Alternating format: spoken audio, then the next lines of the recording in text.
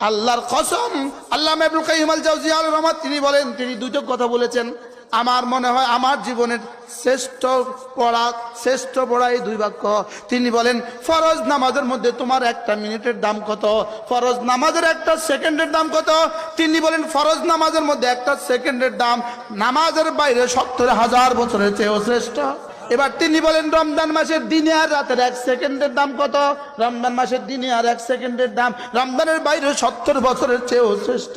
কোন ব্যবসায়ী যদি, কোন কাপড়ের ব্যবসায়ী যদি মনে মনে ভাবতে পারেন এবার রমজানটা দামি বানাবো, লাগা দেন দোকানে তালা, 30 দিন বেচতাম না, দিনে রোজা রাত্রে কিয়াম দিনে সিয়াম, 30 দিন বিক্রি করতাম না, দেখি কোন ক্ষতি হয়।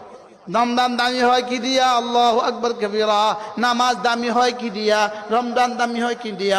3টা জিনিস দ্বারা রমজান দামি হয়, 3টা জিনিস দ্বারা নামাজ দামি হয়। 1 নম্বরে আল্লাহর মুহাব্বত করব, 2 নম্বরে আল্লাহর রহমত